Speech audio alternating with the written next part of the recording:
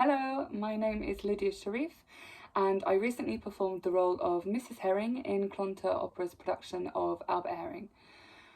I am making this short video to express my reasons for loving A, Albert Herring as an opera, B, Britain's operas in general, and C, Clonta Opera. So firstly, Albert Herring.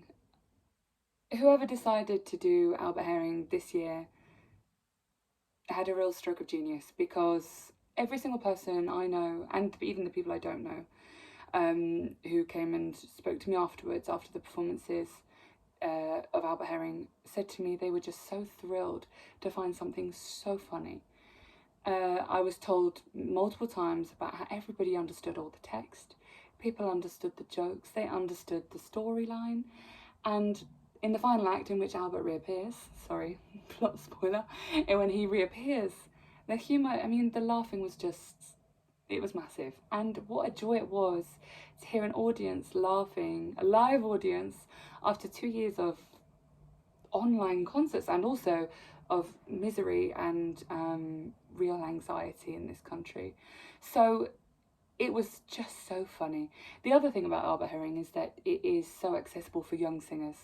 I'm 26, and there are very few roles that as a low mezzo contralto I can do at this age. And doing the roles that are put by Britain in Albert Herring, they are actually possible for people who are just leaving opera school, just leaving their master's programme, etc. So it is something so fantastic as a choice for young singers. Not only for the humour, for the roles, and also for the fact that it's in English, which I know sounds such a small thing, but I know that my family, who are not constant opera goers, neither my friends, people who came up to see it, were thrilled that they fully understood it, and they all found it just such a joyful experience. So yes, I feel very strongly about that, and Britain's operas in general. I know that people can feel sort of hesitant to put them on, but I think they need not, because people do find it very funny. It perhaps will need more publicity than putting on La Traviata in any opera house, I know, but I think it's so worth it. The other thing is that the story of Albert Herring is so relevant to right now.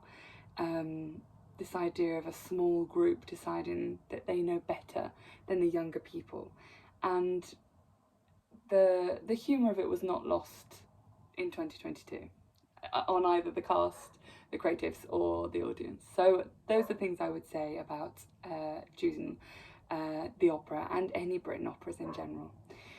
Now about Clonta Opera as a place, I could not be more evangelical if I tried for Clonta Opera.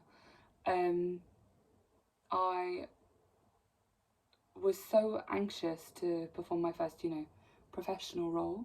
I've done lots of opera stuff in the Guildhall School of Music and Drama, but to do it professionally, to be paid for it, to go up there with an orchestra, that's a real fear that I was very anxious about.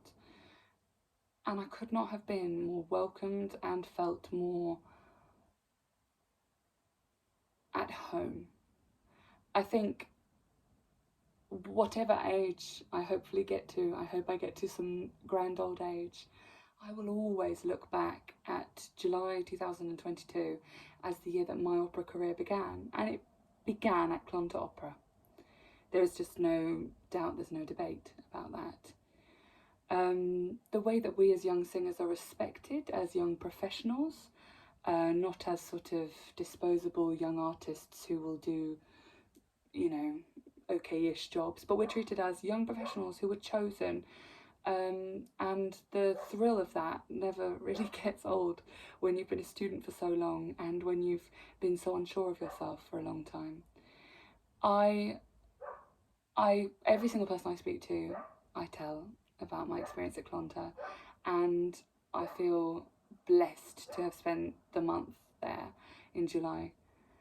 I will always hold a very special place in my heart for Clonta, and I hope that it continues to give young singers like me the opportunities that they deserve and so rawly need.